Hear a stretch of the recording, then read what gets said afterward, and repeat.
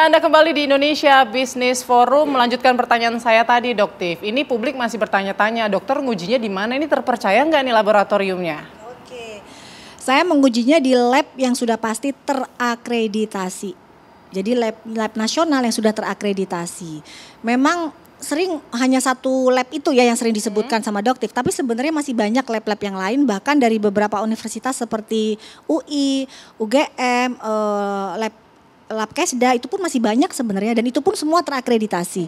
Jadi sebenarnya banyak pilihan untuk masyarakat, untuk owner pabrik bisa melakukan uji lab di tempat-tempat tersebut. Jadi masyarakat juga bisa mengajukan? Bisa. Masyarakat biasa ya, bukan masyarakat dokter? bisa banget.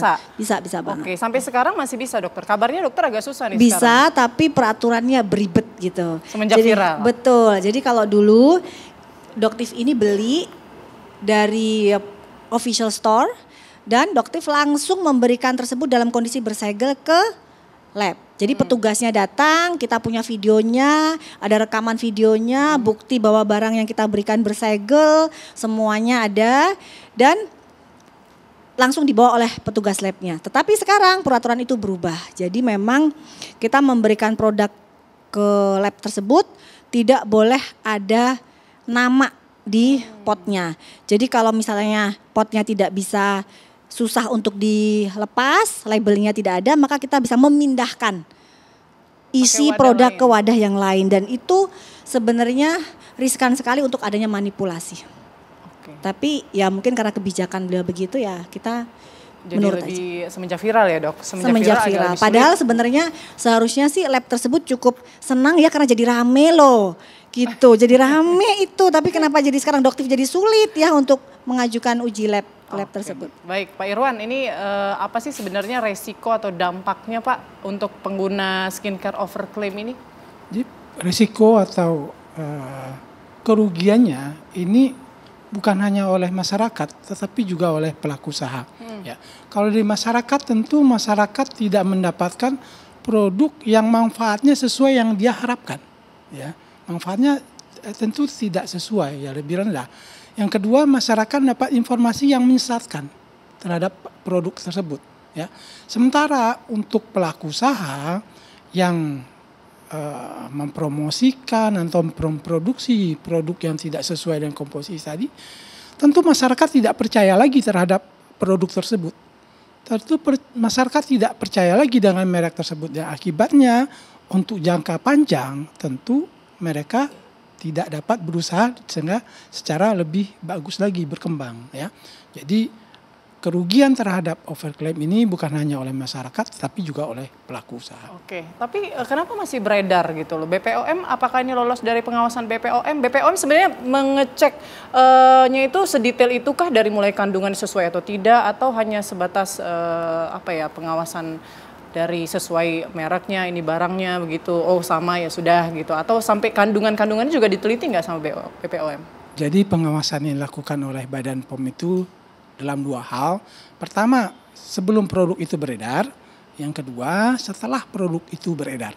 Berkaitan dengan overclaim yang dilakukan Badan POM. Pertama, kita melakukan sampling dan pengujian. Ya, kita beli produk itu peredaran dan kita uji apakah produk itu sesuai dengan yang dia akui pada waktu pendaftaran. Ya, kalau itu tidak sesuai, tentu kita berikan sanksi. Yang kedua, kita melakukan pengawasan penandaannya. Ya, kita lihat penandaannya. Apakah pada penandaannya itu dia menyatakan klaim yang tadi yang berlebihan.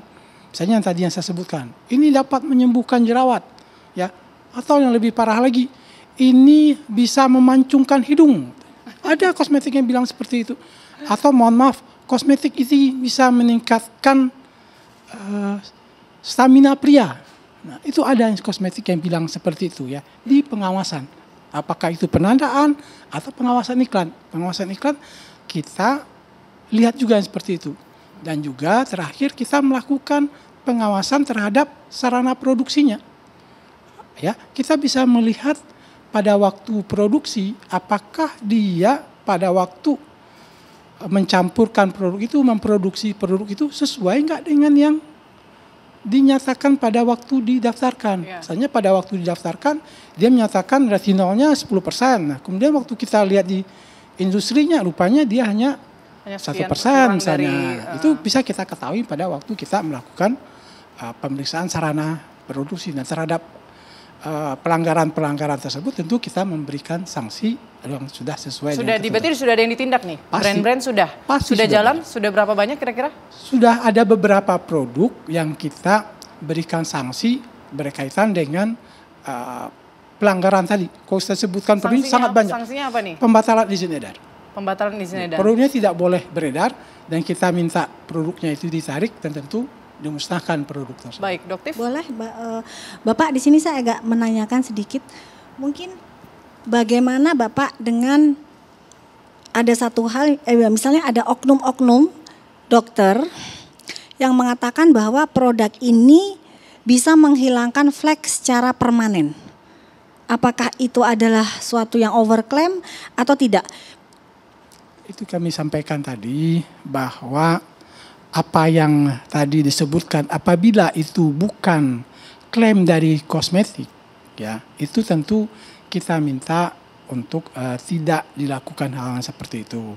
Ya, apabila kita minta jangan diiklankan, jangan dipromosikan dan jangan jangan diedarkan produk seperti itu, dan kalau itu masih dilakukan, tentu kita akan memberikan sanksi yang lebih tegas. Ya. Oke. Kita melakukan pembinaan dulu, kemudian apabila itu tidak dipatuhi, kita akan memberikan Sejauh sanksi ini yang berarti lebih tegas. masih peringatan, masih pembinaan begitu ya? Pembinaan, dan apabila itu berlangsung, kita bina, kemudian mereka tidak melakukan, kita memberikan sanksi yang lebih Baik. tegas. Oke. Termasuk tadi pembatalan izin edar tadi. Baik Pak. Nah, saya nanti juga akan menanyakan ya ke Mbak Iren atau ke Mbak Seli ya. Nah, biasanya tuh tahapan-tahapan uji labnya apakah di awal saja atau setelah selesai mau packaging diuji lagi kah atau double check begitu ya. Tapi nanti ya Mbak, usai jeda dijawab, kami akan kembali sesaat lagi.